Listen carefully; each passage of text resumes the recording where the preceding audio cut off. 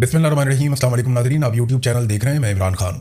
नाज़रीन, पाकिस्तान में कोई भी सहाफ़ी, कोई भी सियासतदान या कोई दानिश्वर या सिविल सोसाइटी या वकला इस इशू पे बात ही नहीं कर रहे जिस पे भी फजलुर रहमान साहब ने बात की है कि सिविलियंस के सारे इख्तियारात जो हैं, यानी पूरा कमांड एंड कंट्रोल का सिस्टम, वो पार्लियामान के इख्तियार से बाहर लाकर फ़र्द वाहिद के इख्तियार में दे दिया गया। यानी फील्ड मार्शल आसिम मुनीर को इतने इख्तियारात दे दिए गए हैं मुसल्लह अफवाज के हवाले से कि इससे पहले किसी और आर्मी चीफ के पास नहीं थे, किसी डिक्टेटर के पास भी नहीं थे। बल्कि दुनिया में किसी भी डिक्टेटर या आर्मी चीफ के पास इस लेवल के इख्तियारात नहीं होते जैसे इख्तियारात फील्ड मार्शल आसिम मुनीर को मिल गए हैं। ये कारनामा आसिफ अली जरदारी और नवाज शरीफ दोनों ने मिलकर किया। अपने अपने टाइम पे ये दोनों लोग ये कहते रहे कि ये इनकलाबी हैं और ये सिविलियन सुपरमेसी चाहते हैं, या चाहते हैं कि सिविलियंस की बालादस्ती हो पाकिस्तान के अंदर। नवाज शरीफ साहब ने इसके लिए एक तहरीक चलाई, वोट को इज्जत दो, और हमेशा ये कहते रहे कि सिविलियंस की बालादस्ती होनी चाहिए। लेकिन फिर हमने देखा कि मियां नवाज शरीफ साहब ने अपने मौक़िफ़ से कंप्रोमाइज़ किया और उसके बाद से अब तक वो लगातार फील्ड मार्शल आसिम मुनीर के हाथ मजबूत करते चले आ रहे हैं। आसिफ अली जरदारी साहब, उन्होंने बड़ा एहसान जतलाया था कि उन्होंने अपने इख्तियारात को निचली सतह तक मुंतकिल किया, बल्कि बतौर सदर उन्होंने अपने इख्तियारात जो हैं वो हवाले कर दिए थे पार्लियामान के। लेकिन अब उसी पार्लियामान के इख्तियारात को उन्होंने फ़र्द वाहिद के हवाले कर दिया है। तो आसिम मुनीर तारीख के वो वाहिद जर्नैल बन चुके हैं कि जिनके पास बेशुमार इख्तियारात हैं, बहुत सारी पावर्स हैं और कानून के मुताबिक ये पावर्स हैं। बल्कि पार्लियामान ने एक ऐसा बंदोबस्त भी किया कि आइंदा अगर मजीद कानून साजी की ज़रूरत पड़ी तो उसमें लिख छोड़ा है कि फिर हुकूमत फैसला कर लेगी, यानी कैबिनेट फैसला कर लेगी। तो काबीना जब फैसला कर लेगी तो इख्तियारात तो सिर्फ वज़ीर आज़म या काबीना के पास चले गए, और उनसे तो फैसला 2 मिनट में करवा लिया जाता है, क्योंकि काबीना में जितने भी मिनिस्टर बिठाए गए हैं, ज़्यादातर उन लोगों को काबीना में मिनिस्टर बनाया गया है जो लोग फॉर्म 47 के ऊपर आए थे, ताकि उनमें से कोई चूं भी ना कर सके। जब चाहें, जो चाहें उनसे कानून पास करवा लिया जाए, जो चाहें उनसे बिल पास करवा लिया जाए, जो चाहे उनसे हुकूमती फैसला ले लिया जाए। नाज़रीन, एक तो आसिम मुनीर साहब इख्तियारात और ताकत लगातार इकट्ठे करते चले, और दुनिया में कहीं भी अगर ये होता तो वहाँ का मीडिया इस पे बात करता। पाकिस्तान का मीडिया इस पे बात नहीं कर रहा। कोई हमारा सहाफ़ी, बड़े से बड़ा दानिश्वर, बड़े से बड़ा एंकर, वो इस पे बात करने के लिए तैयार नहीं है। देखें, बहुत ज़्यादा इख्तियारात फील्ड मार्शल आसिम मुनीर को मिले, ये डिस्कस होना चाहिए था, लेकिन पाकिस्तान में कोई भी इसको डिस्कस नहीं कर रहा। उल्टा उल्ट पटांग किस्म की चीज़ें वहाँ पर डिस्कस की जा रही हैं। सियासतदानों को इस पर बात करनी चाहिए थी। पाकिस्तान तहरीक इंसाफ भी इस पे बात करने के लिए तैयार नहीं है, बाकी सियासी जमातें भी इस पे बात करने के लिए तैयार नहीं है। PMLN और पीपल पार्टी तो वैसे ही लेटे हुए हैं। तो फजलुर रहमान साहब ने इसके ऊपर बात की, जिसको अप्रिशिएट किया जाना चाहिए। लेकिन क्या फजलुर रहमान साहब खड़े रहेंगे? माजी का जो फजलुर रहमान साहब का ट्रैक रिकॉर्ड है, वो हमेशा दबाव डाल के अपना कोई ना कोई फायदा ले लेते हैं। तो फजलुर रहमान साहब को अपने आप को साबित करने के लिए पूरी एक तहरीक के इख्तिताम तक पूरे कद के साथ खड़े होना होगा, और अगर वो किसी नतीजे तक पहुंचाते हैं कोई तहरीक चलाकर, तो फिर उनकी क्रेडिबिलिटी बनेगी, क्योंकि वो हमेशा आखिरी वक्त में पीछे हट जाते हैं। जैसे कि आईनी तरमीम के वक्त फजलुर रहमान साहब ने सपोर्ट किया था मौजूदा निज़ाम को, और उसके बाद ये खराबी पैदा हुई है। नाज़रीन, दुनिया क्रिकेट के जो आला तरीन साबिक कप्तान हैं, ये 21 कैप्टन हैं, ये लेजेंड क्रिकेटर्स हैं, पूरी दुनिया में इनका बहुत नाम है। इन्होंने पाकिस्तान के मौजूदा वज़ीर आज़म शहबाज शरीफ को इमरान खान साहब के हवाले से एक ख़त लिखा है। ख़त में क्या लिखा है, तफसीलात मैं आपके सामने रख देता हूँ। ये जो ख़त लिखा है, इसके अंदर 3 मुतालबात किए गए हैं। ये 21 बैनुल अक़वामी क्रिकेट के कप्तान हैं और ये पूरी दुनिया के अंदर मकबूल तरीन लोग हैं। इन्होंने शहबाज शरीफ को एक खत लिखा है, और ये दूसरा खत है। एक पहले भी खत लिखा था, 6 माह पहले 14 साबिक कप्तानों ने एक खत लिखा था कि इमरान खान साहब के साथ इंसानी सलूक किया जाए, मुनासिब तिब्बी सहूलियात उनको दी जाए, ये अपील की गई थी। अब मजीद 7 कप्तान इसके अंदर शामिल हुए हैं और ये अपील दोहराई गई है। सुप्रीम कोर्ट ने हुक्म दिया, उसके बावजूद इमरान खान साहब को अस्पताल में नहीं ले जाया गया, उनका इलाज नहीं करवाया गया। जिस अस्पताल में ले जाया गया, वहाँ पे जो मशीन मतलूब थी या जिस मशीन की ज़रूरत थी, वो मशीन ही ख़राब थी, और तिब्बी बोर्ड के अंदर भी इमरान खान साहब के डॉक्टर को शामिल नहीं किया गया, वो टेस्ट नहीं करवाया गया, कुछ भी नहीं हुआ। तो ख़त में तशवीश का इजहार किया गया है और 3 दरखास्तें की हैं ख़त के अंदर साबिक कप्तानों ने। नंबर 1, सुप्रीम कोर्ट के हुक्म के मुताबिक इमरान खान की ज़ाती डॉक्टरों पर मुश्तमिल तिब्बी बोर्ड को इनकी सेहत, खासतौर पर दाईं आंख में बिनाई की कमी का मुकम्मल और गैर जानिबदाराना मुआयना करने की इजाज़त दी जाए। नंबर 2, अदालत की तरफ से बहाल करदा हफ्तावार खानदानी मुलाकातों में बिला तातुल और बगैर किसी ताखीर के अमल दरामद किया जाए। नंबर 3, तिब्बी तशखीस के नताइज की रोशनी में तजवीज़ करदा इलाज इमरान खान को फौरी फ्राहम किया जाए। इनमें तो कोई नहीं कहता कि इमरान खान को रिहा कर दिया जाए, कोई नहीं कहता कि उसको हुकूमत दे दी जाए, ये पाकिस्तान के इंटरनल मामलात में मुदाखलत नहीं कर रहे। लेकिन खालिसतन इनके तीनों मुतालबात इंसानी हकूक़ के मामले में सुप्रीम कोर्ट ऑफ पाकिस्तान के फैसले के मुताबिक हैं, उससे मुताबिकत रखते हैं। तो बैनुल अक़वामी सतह पर तो आवाज़ें उठ रही हैं। पाकिस्तान के अंदर वो लोग जिन्होंने इमरान खान साहब के साथ क्रिकेट खेली, उनको भी आवाज़ उठानी चाहिए। एक बात हमें समझनी पड़ेगी, जो पाकिस्तान के अंदर क्रिकेटर्स मौजूद हैं, चाहे वसीम अकरम हैं, वकार यूनस हैं, आकिब जावेद हैं, इंज़मामुल हक हैं, मुश्ताक अहमद हैं, या आप देख लें मुइन खान हैं, राशिद लतीफ़ हैं, रमीज राजा हैं, शोएब अख्तर हैं, बाकी बहुत सारे और बेशुमार नाम है। पाकिस्तान ने बड़े स्टार्स पैदा किए हैं क्रिकेट के मैदान में, बड़े स्टार्स पैदा किए हैं। सईद अनवर, आमिर सुहेल, सलीम मलिक, इजाद अहमद, बहुत बेशुमार क्रिकेट स्टार्स पैदा किए। उन्होंने बड़ा नाम बनाया पाकिस्तान की क्रिकेट में। सकलैन मुश्ताक बड़ा शानदार प्लेयर। तो इनको भी आवाज़ उठानी चाहिए, लेकिन प्रॉब्लम यह है कि पाकिस्तान में जो भी आवाज़ उठाता है उसको कीमत चुकानी पड़ती है। ये जो दुनिया के क्रिकेट के 21 कप्तानों ने आवाज़ उठाई है, इनमें से किसी को भी इनके मुल्क में पुलिस गिरफ्तार नहीं करेगी, इनकी चादर और चार दीवारी का तकद्दुस पामाल नहीं किया जाएगा, इनको डंडे नहीं मारे जाएंगे, इनका घर नहीं तोड़ा जाएगा। चलिए ये तो पाकिस्तान के क्रिकेटर्स के साथ भी नहीं होगा, लेकिन उनकी वहाँ पे नौकरियां नहीं छीनी जाएगी। ऐसा नहीं होगा कि इसके बाद क्रिकेट बोर्ड कहेगा जी अब ये कमेंट्री नहीं कर सकता, या क्रिकेट बोर्ड कहेगा ये मैदान में नहीं आ सकता, या क्रिकेट बोर्ड के अंदर इसको कोई ओहदा नहीं मिलेगा, या इसका मुस्तकबिल बिल्कुल ख़राब कर दिया जाएगा, ये किसी अकेडमी में नहीं जा पाएगा, या ये कोचिंग नहीं कर पाएगा। ये चीज़ें सिर्फ पाकिस्तान में होती हैं, पसंद और नापसंद की बुनियाद के ऊपर। यहाँ पे आप देखें कि अगर आप फील्ड मार्शल की माथे को चूम लें या गले को ऊपर आप एक चूमी ले लें आप, तो उसके बाद आपके पीछे सिक्योरिटी की गाड़ियाँ लग जाती हैं। यानी आप प्रोटोकॉल के अंदर घूमते हैं, आपको बहुत प्रोटोकॉल मिलता है, आप बहुत इंजॉय करते हैं, बहुत सारा आपको जो है वो पैसा वैसा भी मिल जाता है, फ़ायदे भी आपको मिल जाते हैं, बहुत सारा प्रोटोकॉल आप इंजॉय करते हैं।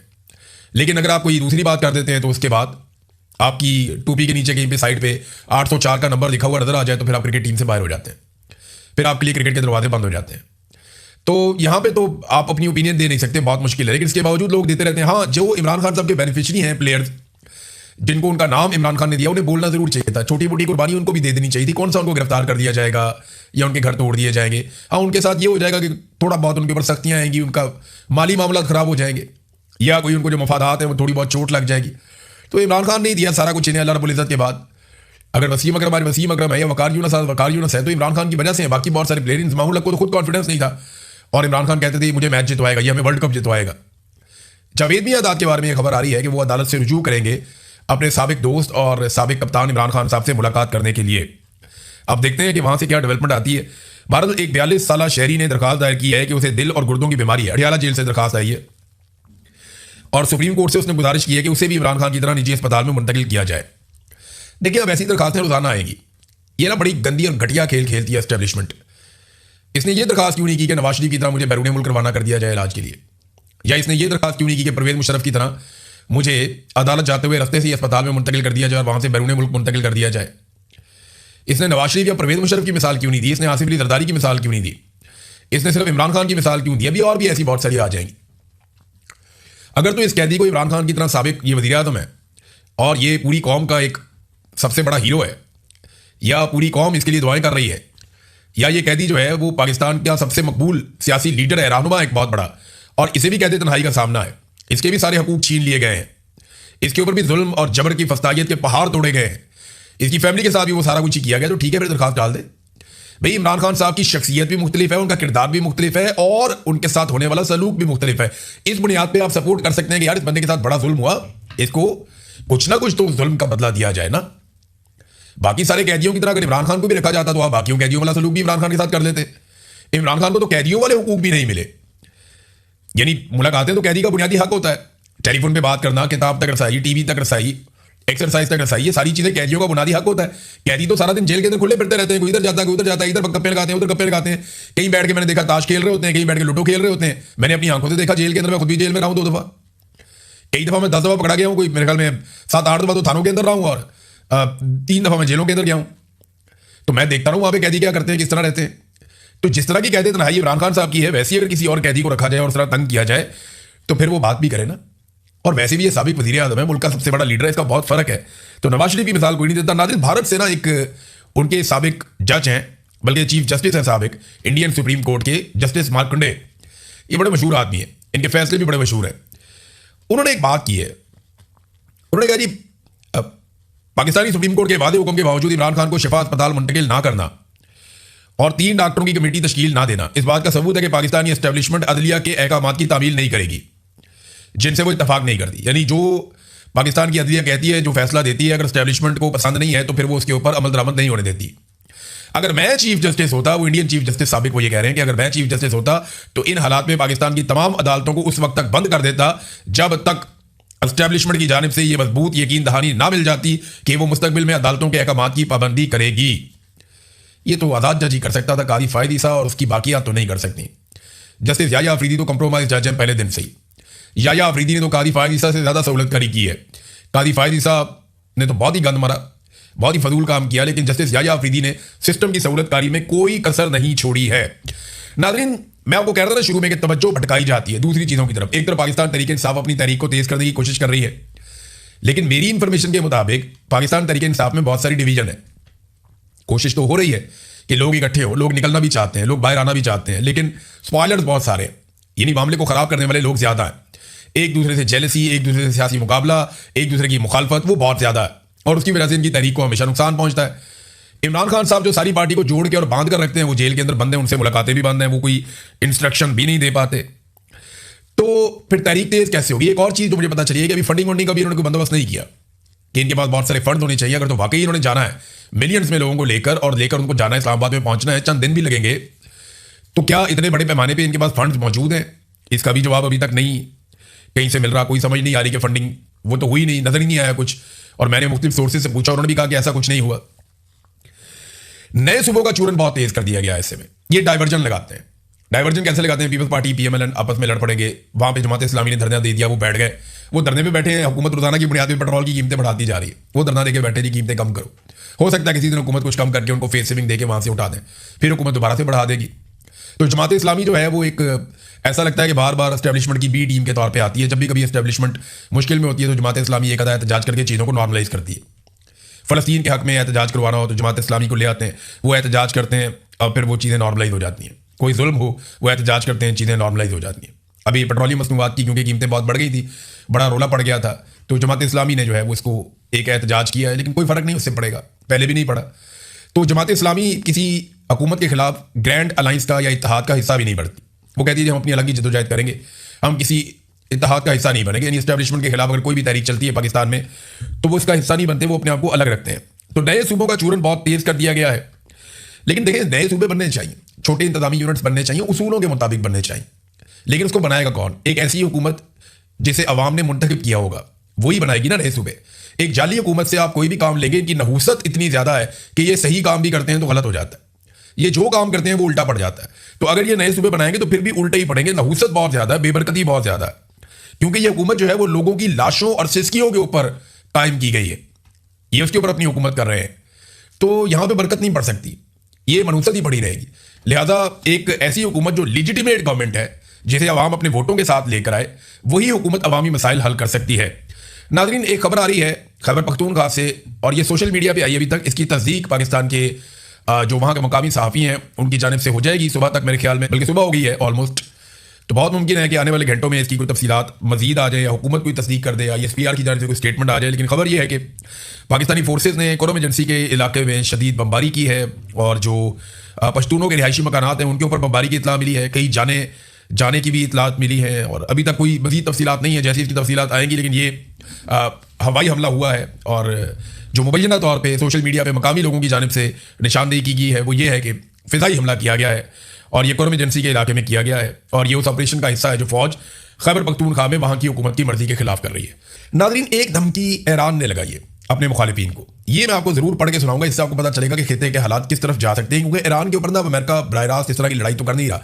डोनाल्ड ट्रंप ने सख्त तरीन माशी पाबंदियां ईरान पर लगाना शुरू कर दी हैं, और दुनिया पर दबाव डाला जा रहा है कि इन पाबंदियों में हमारा साथ दें। लेकिन जब तक चाइना अमेरिका का साथ नहीं देगा तब तक आप ईरान की कमर नहीं तोड़ सकते। तो ईरान बहुत ज़्यादा तेल चाइना को एक्सपोर्ट करता है, वो उसके मुतबादिल रास्ते भी तलाश कर रहा है। तो कुछ ना कुछ करके चाइना और ईरान के बीच में मामला चलता रहेगा, और जब तक चाइना सपोर्ट करता रहेगा, ईरान को आप बिल्कुल मौत के मुंह में नहीं धकेल सकते। माशी मौत उसकी नहीं हो सकती, वो बहुत सारी चीज़ों में खुद का फील भी है।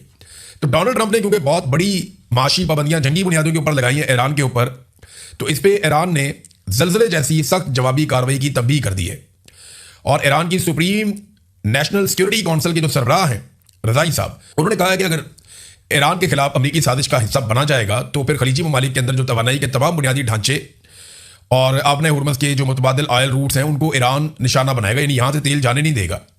बल्कि एक जो लफ्ज़ उसमें इस्तेमाल किया गया कि वो एक कतरा तेल भी फिर नहीं निकलने देंगे अगर ईरान के ऊपर लगने वाली माशी पाबंदियों पर अमल दरामद किया गया खलीजी ममालिक की जानिब से, या अमेरिका को सपोर्ट किया गया इस मामले में, तो फिर ईरान जो है वो बड़ा सख्त रद्दमल देगा और बाकी ममालिक भी अपना तेल बेचने के लिए तरसेंगे। अब ये बड़ी एक सख्त धमकी है जो ईरान ने लगाई है। इसका रद्दमल क्या आता है इसको हम देख लेते हैं। बहरहाल डोनाल्ड ट्रंप के गले पड़ गई ये लड़ाई, बदनामी अलग से मिली है, इत्तेहादी अलग से साथ छोड़ गए हैं, अमेरिका के अंदर बहुत बदनामी हो गई है, पॉलिटिकली डोनाल्ड ट्रंप बहुत वीक हुए हैं, अभी देखें ना, ये सितंबर का महीना शुरू होने जा रहा है, अगस्त का ये आखिरी हफ्ता चल रहा है, तो सितंबर का महीना शुरू होने जा रहा है। इसका मतलब है कि लगभग 2 सवा 2 महीने में डोनाल्ड ट्रंप को एक दफ़ा फिर इलेक्शन में जाना पड़ेगा। अगर वो इलेक्शन डोनाल्ड ट्रंप हार जाते हैं तो अमेरिका में डोनाल्ड ट्रंप की सिचुएशन मुकम्मल तौर पे बदल जाएगी। इसीलिए पाकिस्तान की मिलिट्री एस्टेब्लिशमेंट ने अब डेमोक्रेट्स के अंदर भी, यानी जो डोनाल्ड ट्रंप की मुखालिफ पार्टी है, वहाँ पे भी अपनी लॉबिंग शुरू कर दी है और बड़ी कामयाबी से वहाँ पे भी वो लॉबिंग कर रहे हैं। देखिए वहाँ से उन्हें कितना कुछ मिलता है, क्योंकि हुकूमत को तो लॉबिंग करने के लिए और देने के लिए हुकूमत के पास बहुत कुछ होता है, जबकि कवानीन, इंसानी हकूक, ये सारी चीज़ें जो हैं वो मुल्कों के मफादात में मानी नहीं रखती। हमने तो यही सीखा। अब तक के लिए इतना ही, अपना ख्याल रखिएगा, अपने इस चैनल का भी। अल्लाह हाफ़िज़।